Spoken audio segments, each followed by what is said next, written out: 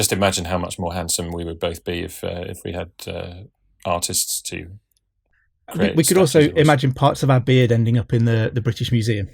There's two bearded men here. Yeah.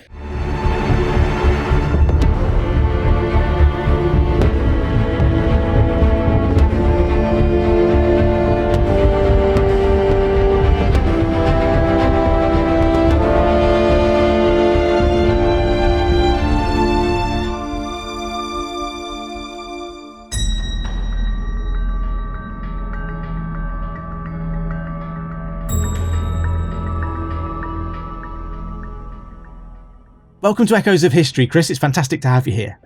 Thank you very much for having me. Great to be here. It's a pleasure. I can't wait to find out more about the Sphinx as well, because I feel like it's one of those things that everybody knows about the Sphinx. Everybody kind of feels like they know what it looks like. Maybe it's something you could draw a picture of from memory. Even if you've never seen it, it's kind of a fairly ubiquitous image. But just to start us off with, could you give us a description of what the Sphinx is and what it looks like, please?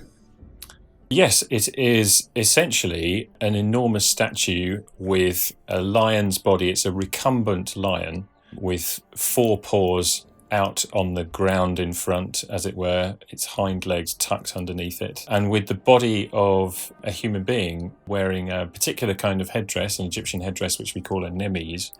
And that is the sort of essence of the Egyptian Sphinx, if you like. They can have various different animals for bodies and various different heads, but lion plus human head is what we're looking at here. And the whole thing is an enormous sculpture cut from the natural rock, and it's weathered quite badly now in some places, and it's been rebuilt on a whole series of occasions from ancient times down to more or less the present day. So if you look closely, it's a bit of a mishmash of natural rock and blocks of limestone, but that's the essence of it. So this isn't one of those occasions where people have bought tons and tons of stone to the spot to build it. It's actually carved from a piece of rock that was already there? Yeah, it is, exactly. So the Egyptians were very capable of bringing huge pieces of stone fashioned into the images of the king or gods, normally into position wherever they wanted them. But in this case, this is carved from the natural rock. So most probably this was at least partly a natural outcrop of rock, which from the off naturally had the shape of something, I suspect. And the Egyptians had the idea. They were quarrying around it actually for stone to build other things. And either from the beginning or at a certain way through that process, somebody realizes, oh, look, maybe we could make a statue. I quite like the idea that someone's like, what are we going to do with this manky big piece of rock that's sticking out? I've got an idea. Yeah, exactly. Well, and funnily enough, actually, not to get to the conspiracy theories too early on in the pod, but there are other areas of the natural bedrock of the Giza Plateau which have weathered or sort of part weathered, partly been cut, and which now look a bit like a sphinx, which has got the conspiracy theorists all jumping up and down because, maybe there's another sphinx, and there's not. It's just a bit of rock that looks a bit like one. I'm definitely coming back to conspiracy theories in a bit, though.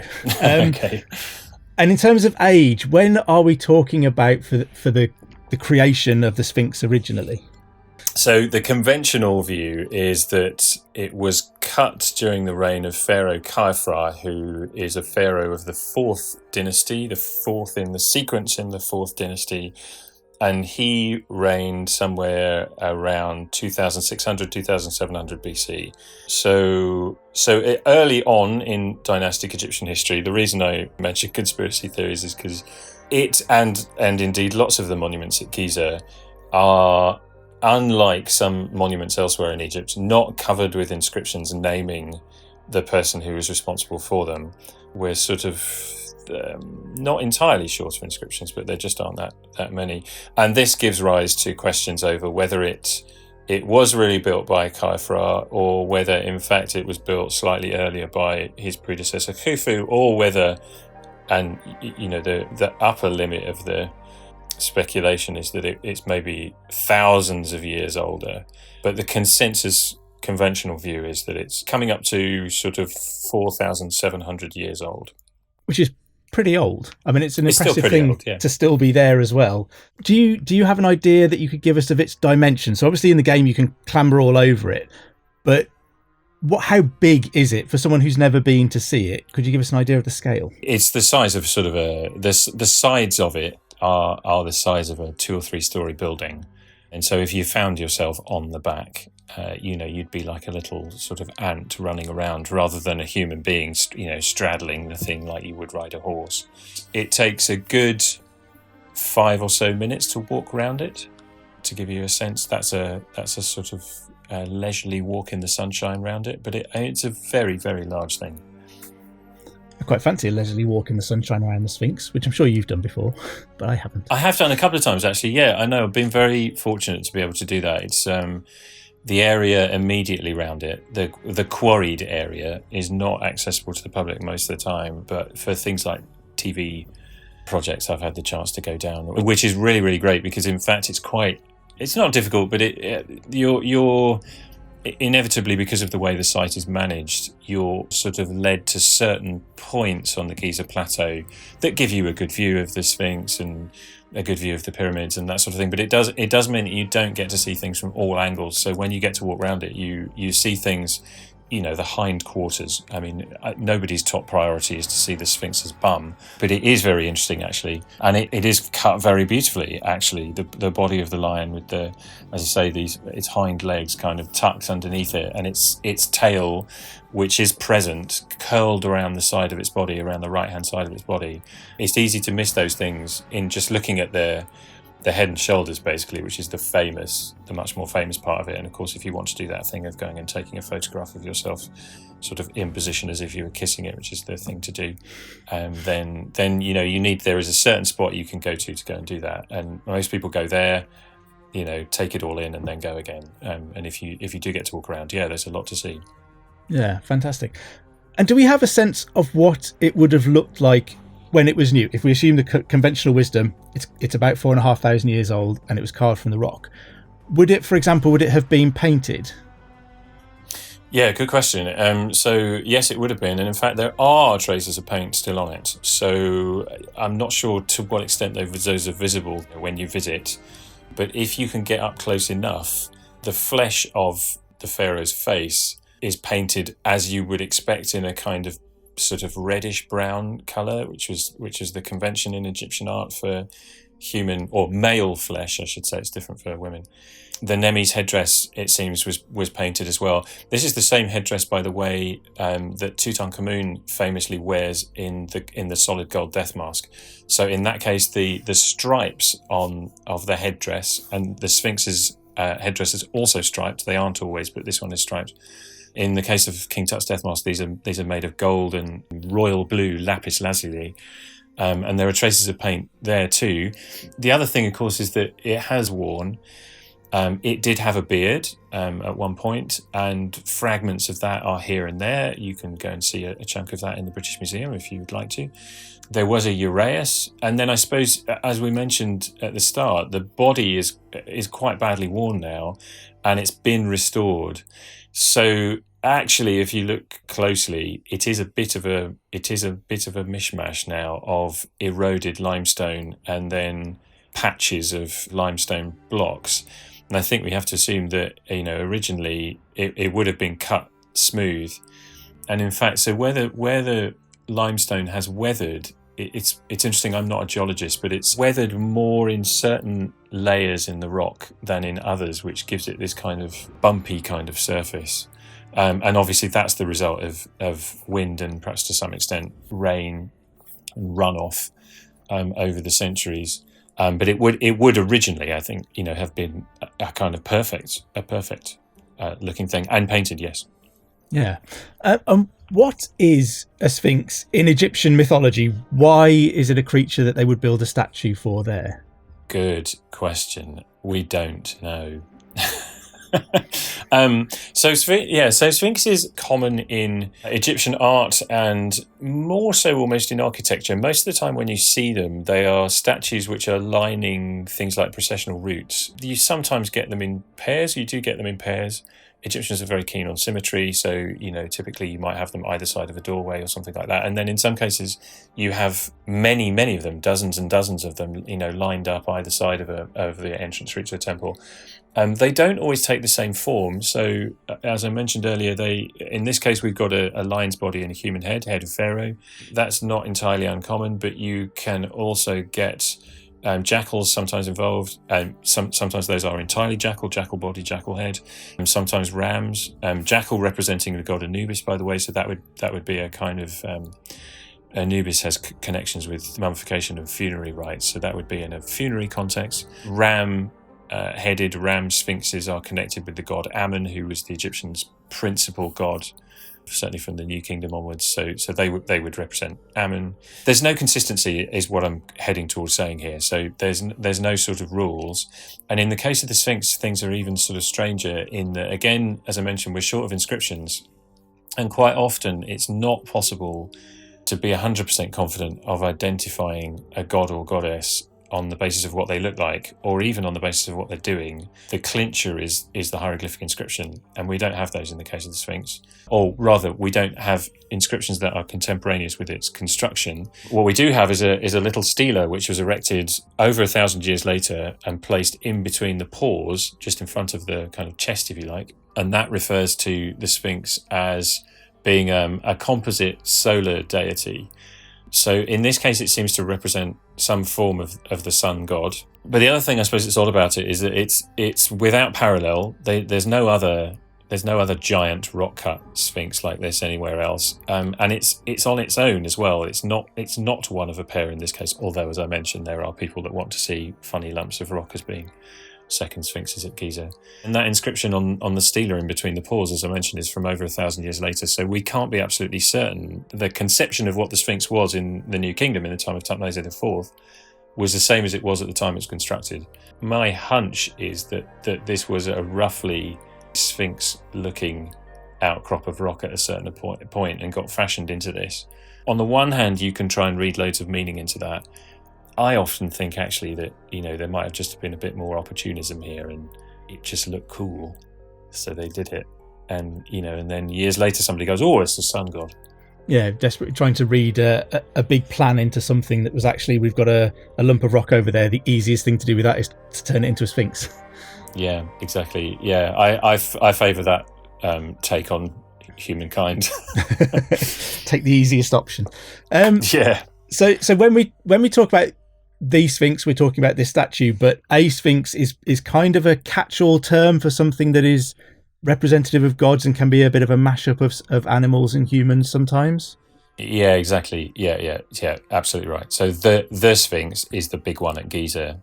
A Sphinx can be lots of different things, and as far as I know, they don't necessarily have such clear and great meaning. They're sort of adornments a lot of the time, but not necessarily anything terribly significant. So in Assassin's Creed, the Sphinx turns out to be a tomb that you can go into. Do we know if it's hollow? Was it ever designed to be a tomb?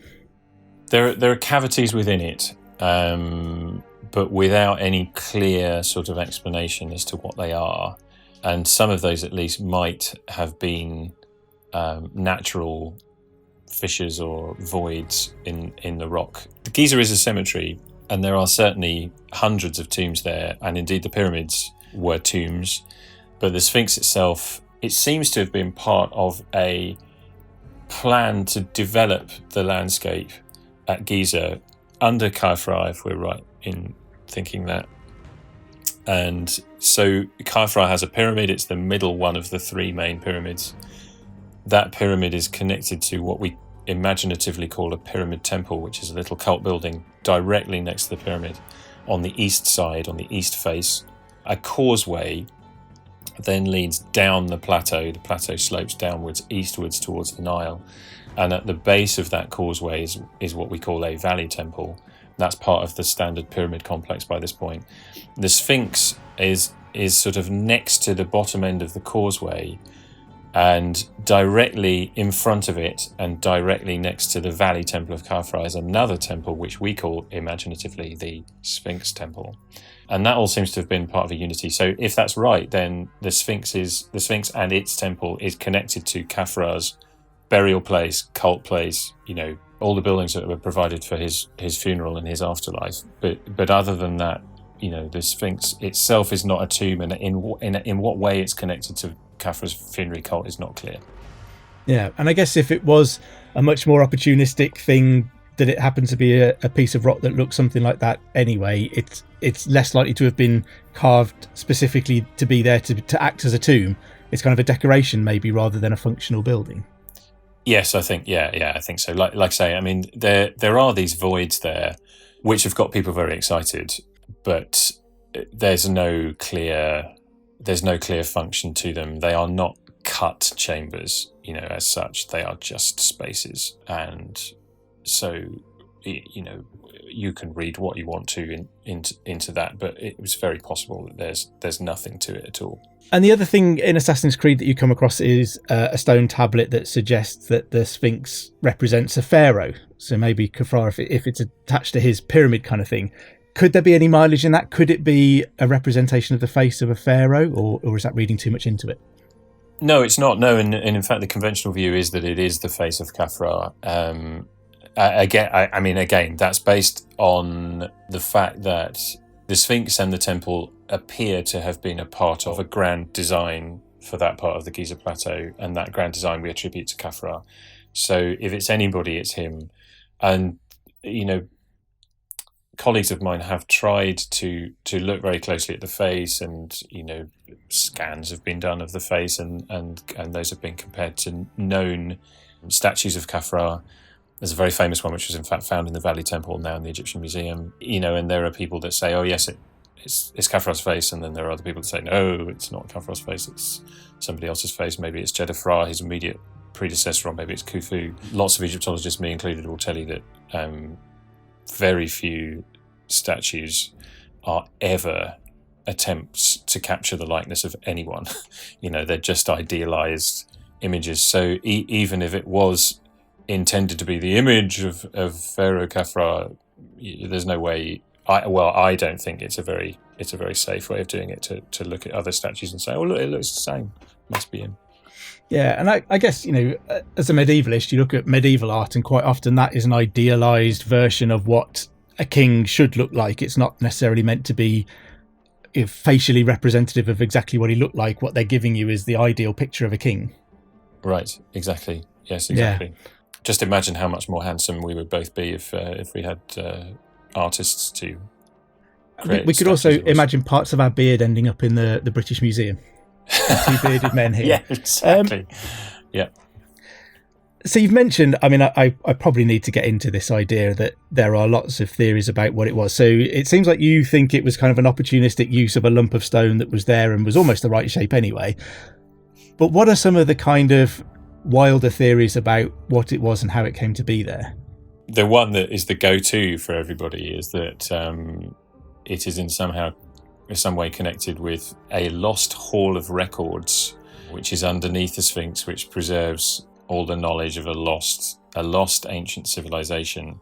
I don't know a great deal about this, but there's a number of pseudo-archaeologists who want to believe that such a thing does exist, so that there was a much older civilization than ancient Egypt, which was very sophisticated and advanced, and had lots of technology that subsequently became lost, and there was lots of had lots of knowledge, and that this was all set down somehow and preserved, and it happened to be preserved in this hall of records, this chamber which is in the Sphinx or under the Sphinx or something like that. And that in fact it's this ancient civilization that was responsible for the construction of the Sphinx and the construction of the pyramids. So that's why I mentioned earlier that the age of the Sphinx is, for some people, is in doubt. Just to be absolutely clear, the archaeological evidence all points to it. The consensus view, the fourth dynasty, probably the time of Khafra, if not maybe one of his immediate predecessors or successors, so roughly 2,700 years ago.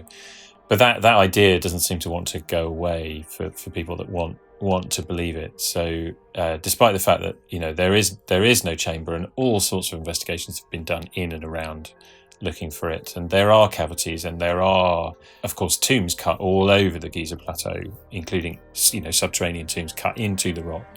There are all sorts of spaces that, if you really want to believe, I suppose perhaps could be seen to be a hall of records, if you want to think like that, but none of them found with with any records in, unfortunately.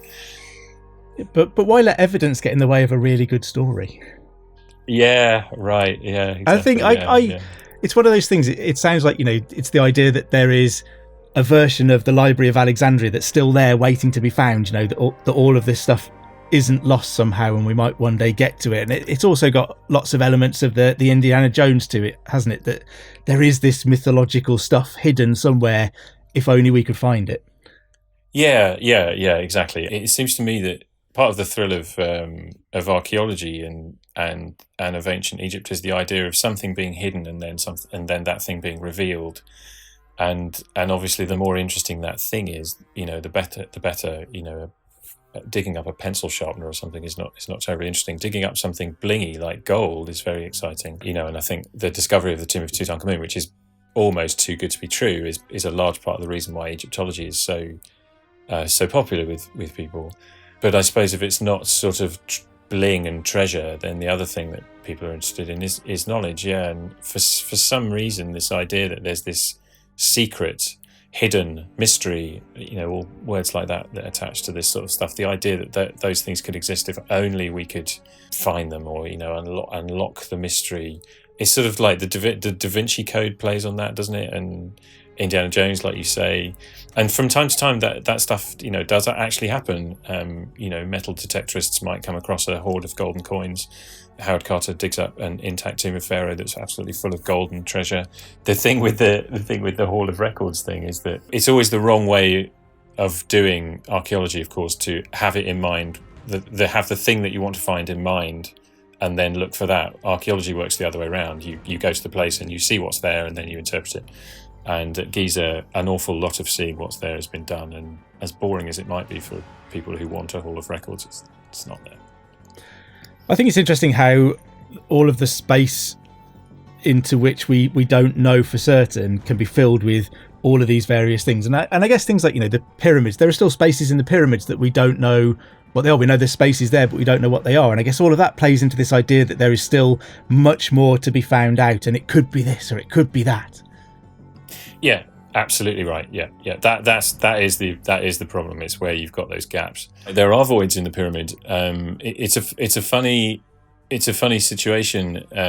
Not that long ago, the last couple of years, you probably know this technique called muon tomography or muography has been applied to the Great Pyramid, and they detected voids. And there was a little flurry of excitement around that, and flurry of excitement in the media. Sad almost as it is to have to accept it. At that point, initially, all we could say was, well, there's some voids. We can't tell you anything more than that. And Egyptology is so fortunate in having such a superabundance of inscriptions that literally tell us what things are. When we don't have them, we are so much at a greater disadvantage. And the pyramids at this point in history were not inscribed. So, in fact, in the last year or so, one of those voids that was detected by the muon tomographers in the Great Pyramid has now been inspected via a keyhole camera that was pushed inside. Had a look round, so we can now see what this is. It's a small room with a painted roof, triangular roof. We can't really say anything about it. There's nothing in it. There's no inscriptions. There's no precedent for this. We've got no parallels. So again, you're absolutely right. That the door is then open. That can be whatever you want it to be. But if you lead from the evidence, there does come a point, unfortunately, but this is terribly dissatisfying to people. There does come a point in archaeology of the ancient world, particularly, where you just have to say we don't know. But based on what we do know from elsewhere, this could be for storage, or it could be for some ritual is the go-to, isn't it, for archaeologists when they don't know the answer. But we can't really say much more than that. Yeah. Well, I could confidently talk about those voids because I watched a fantastic program on the TV with some guy called Chris Naunton talking to Dara O'Brien about the voids in the pyramids. So. Oh yeah. Yeah. we had fun with that, yeah. If the Sphinx then was part of sort of a complex that maybe had some religious significance around the pyramids and lots of temples around it, when does it lose that and sort of become more of a tourist attraction?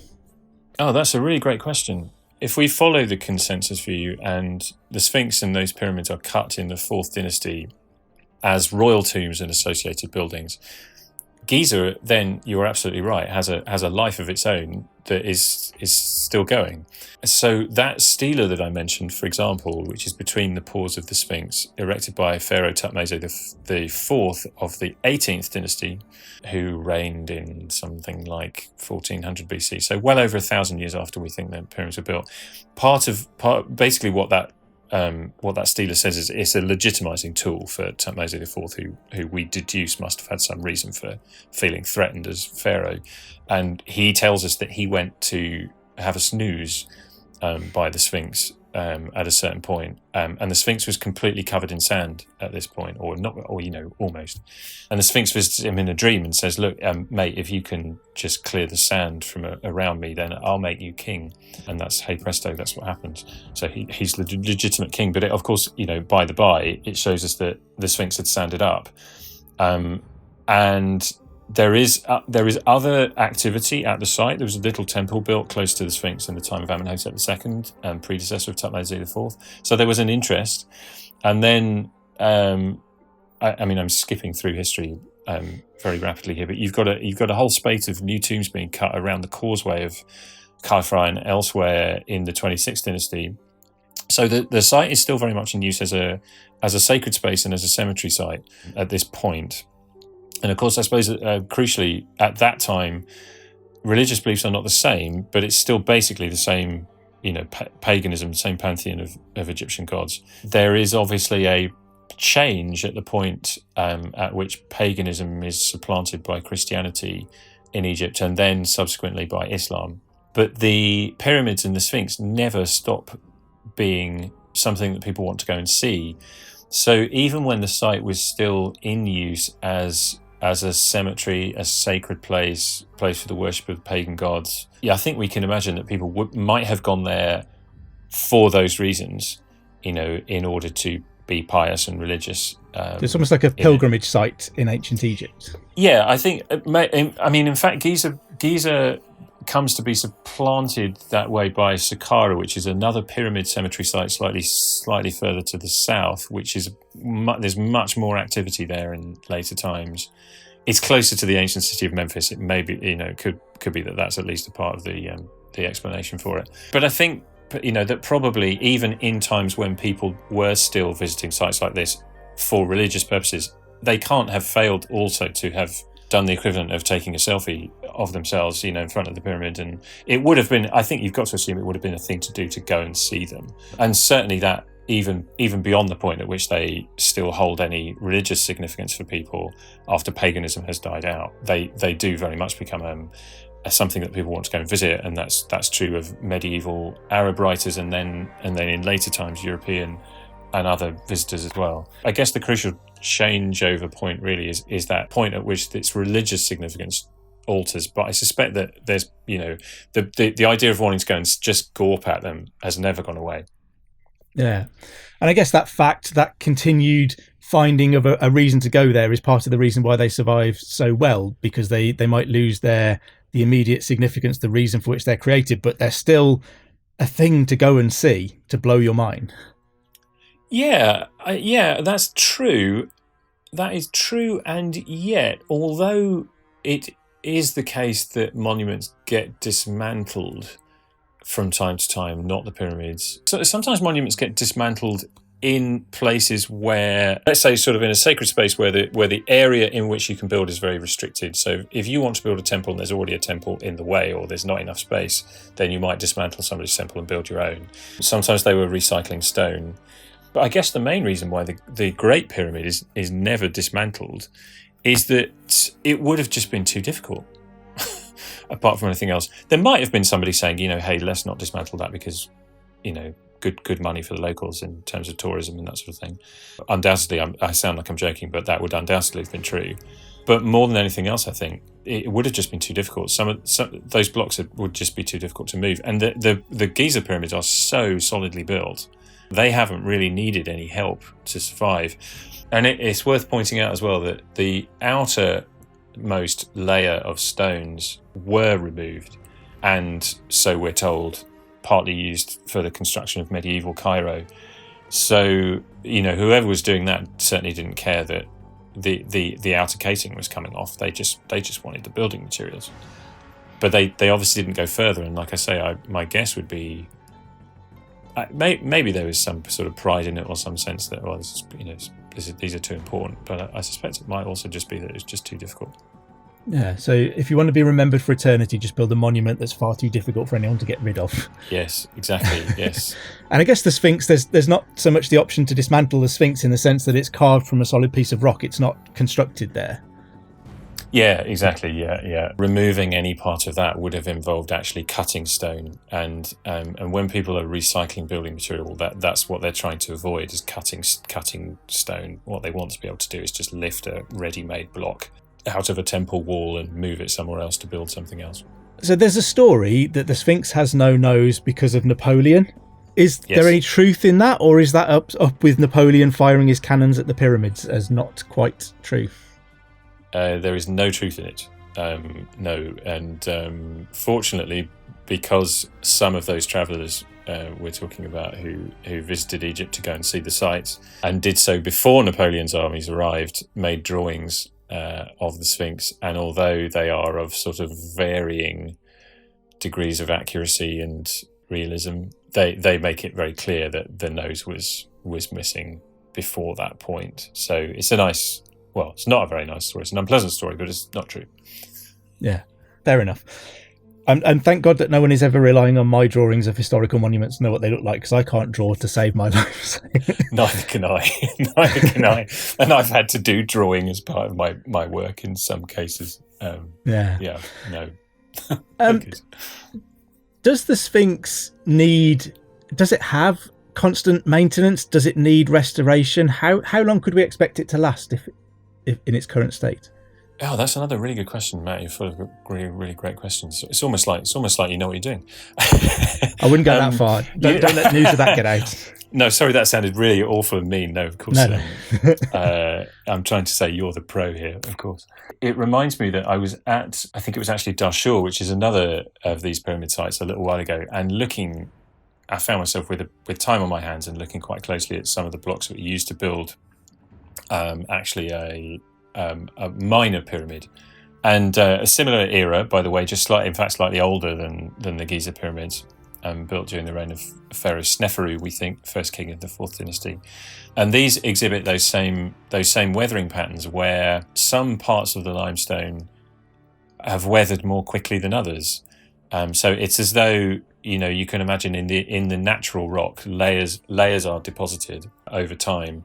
And those layers, although superficially they might look sort of similar, actually are slightly differently composed. And because of that, they weather at different rates. And that's why at Giza, where the rock's been exposed, including on the body of the Sphinx, you get these lumpy, bumpy areas where the rock is eroding at different rates. And it struck me when I was looking at these blocks that the Egyptians would never have known this. They wouldn't have known, and they couldn't. No one could ever know what's going to happen in the course of thousands of years. The Egyptians hoped that their monuments would last this long. They called their mortuary temples mansions of millions of years, in the anticipation that they would last this long. But they could have had no way of knowing what was going to happen. And I suppose to the same extent, we have no way of knowing. We can see what's happened in the last few thousand years to the natural rock. Presumably, if nature were to have its way, that process would continue. Eventually, fast forward enough thousands of years, there'd be nothing left at all. So the Sphinx has been patched, as I mentioned. The last of that patching happened quite a long time ago now, and I think probably rather subtler techniques would be used now than just, adding on blocks of stone. It's being monitored. I suppose the thing is that the process of erosion happens so slowly there's no sort of urgent need, or at least it's not felt there's any urgent need to do anything at the moment. But yeah, I guess if we were to return to this subject in a future pod, say in 50,000 years' time, we might well see that I don't know, the Sphinx is, enclosed in an airtight dome. I don't know. Yeah. Well, we'll have to come back in 50,000 years when we're both frozen beards in the British Museum and consider the state of the Sphinx then. Yes, exactly. Yeah. And before we finish, I just wanted to talk a little bit about, so during lockdown, during the pandemic, you used Assassin's Creed as part of a project called Playing in the Past. Can you just tell us a little bit about that and why you did that?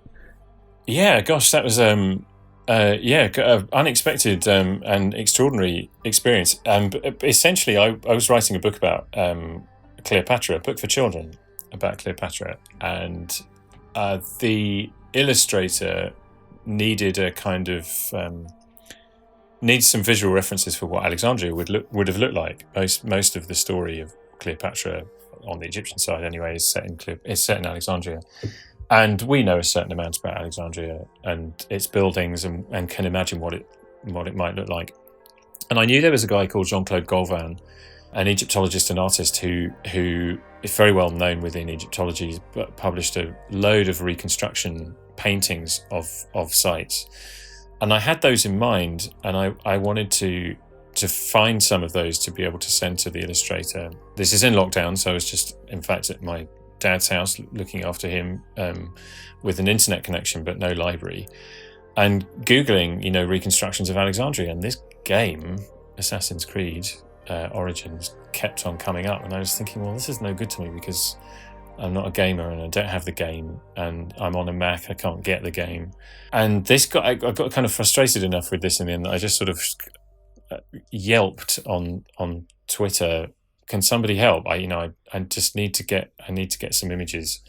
And I'd done enough digging around by this point to know that there was a Discovery Tour sort of version of the game, or part of the game, where you don't actually have to do the game playing, you can just walk around the environment. I thought, wow, this sounds amazing, I'd love to do this. And so a few helpful sort of gamer archaeologists, Egyptologists in my network on Twitter came back, one of whom somebody called Gemma Renshaw, who's an Egyptologist, PhD student and gamer, who very kindly offered to show me around the game virtually via a Zoom connection. And a friend and colleague of mine, Kate Shepherd, with whom I was doing a podcast at the time, said, well, I'll join too. This looks like fun. So the three of us had this virtual tour, and Gemma, it turns out, had for a long time wanted to use Assassin's Creed as a way of teaching ancient Egypt. And so Kate and I, neither of us gamers, completely bowled over. Kate, by the way, is a professor of the history of science, specializing in Egyptology at the University of Missouri in the States. And we were both absolutely blown away by the world of ancient Egypt in Assassin's Creed. I ended up buying an Xbox from Argos up the road in North Cheam in Surrey, and got the game. I'm useless at video games, but the Discovery Tour was great because I could just run around and not have to worry about being shot or killed. And it's amazing. I absolutely loved it. And I got to know that obviously Ubisoft really do their research and had a team dedicated to making sure that everything you see as far as possible is based on whatever evidence we have available, whether that's archaeology or descriptions from writers like Strabo, who left quite a comprehensive description of Alexandria. Already quite long story, slightly shorter. Gemma proposed to try to get some funding from her university, the University of Southampton, to run a series of online tours through various parts of the game, focusing on various aspects, with me and Kate and a series of other sort of hand-picked experts. So we did this. We broadcast these sessions via Twitch. They were recorded and uploaded to a page at YouTube, although YouTube subsequently, I gather, just deleted all those videos. So the recording still exists, but the YouTube page was taken down. I don't know why. A few gaming publications picked this up. And eventually the news found its way to Ubisoft. Ubisoft wrote about it for their website. We had a journalist from Ubisoft talk to us, online about what we were doing. And the final session of our series of online tours was a panel discussion involving me, Gemma, Kate, Stephanie Moser, who's Professor of Reception Studies in the Archaeology Department at the University of Southampton, and a guy called Maxime, whose last name escapes me, who was the person at Ubisoft responsible for the development of the game, or the historical aspects of it anyway. So that seemed like an incredible kind of affirmation that what we were doing was something sort of interesting. And what else can I say? I was and still am knocked out by how good the game is. It's by far and away the best, I think, recreation of ancient Egypt that I've ever come across, and to be able to immerse yourself in it in the way that the game allows you to do is great, and I'd encourage anybody to have a go. It's a fascinating way in which sort of archaeology and history can intersect with modern gaming. You know, that it's easy to dismiss gaming as something that the youth do and it's irrelevant and it's a waste of time, but actually there's value to it for academics as well. And I find that really, really interesting, that world is recreated well enough by a video game company that academics enjoy exploring it and looking around it and getting a feel for being in ancient Alexandria.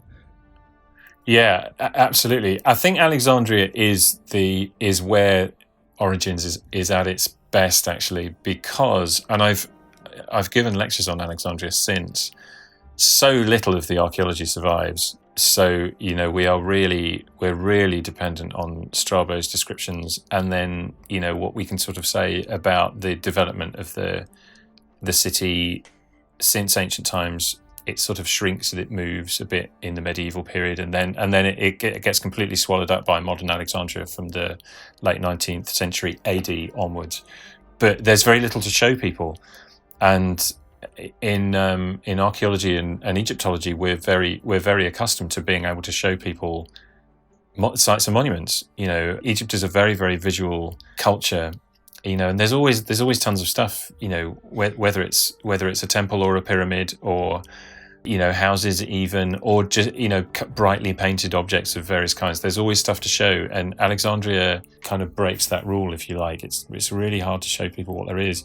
So for the team at Ubisoft to have gone to the lengths they did to recreate that environment and do it in such an immersive way is really invaluable. I'm sure Ubisoft will be very happy to hear all of that affirmation of their hard work too, and I'm sure the Fiverr is in the post for the advert. And we definitely need to get that YouTube channel resurrected somehow. And you're right, again, that it's a really good way to engage with a generation who may not see the attraction of archaeology in ancient Egypt, but you tie it into a video game and all of a sudden it has a brand new appeal. Yeah, absolutely. Yeah. These are, I mean, I don't know how it works for people, but I mean, I guess if you enjoy the game and then you realise, oh my goodness, it's a real place. And like I say, with Alexandria, you can't really go to ancient Alexandria, but you know, to the Sphinx or the Giza Plateau. When it comes to places which do exist, those for me were every bit as much a knockout. It's great to be able to see Alexandria, which is so difficult to visualise. But when you go to Giza or Saqqara or Deir al-Bahari down across the river from Luxor, they've paid so much attention to how those places would have looked at a specific moment in time in the late Ptolemaic, and the little details. You know, I mean, it's really great, and you can, and I did when I was giving presentations on this during the project, you can put photographs of what remains of these monuments side by side with screenshots from the game, and you can totally see how they line up. I found it very exciting. That's why I'm talking so quickly now. Well, thank you so much for joining us, Chris. It's been absolutely fantastic to find out a little bit more about the Sphinx and what it is and what it isn't and what it might be and what it almost certainly isn't, and just to get a bit more of an idea of what it is and what it meant and what it still means today, and also to hear about how Assassin's Creed can help with archaeology and history and understanding some of those things a little bit better. So thank you so much for joining us. It's been an absolute pleasure. Thank you, Matt. It's been great. I've really enjoyed it. Thanks.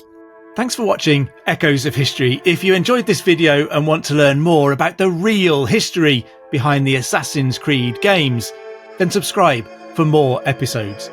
You can check out the extended interviews wherever you get your podcasts by clicking the link in the description. You should also hit the links that are floating on the screen somewhere. Are they on my face?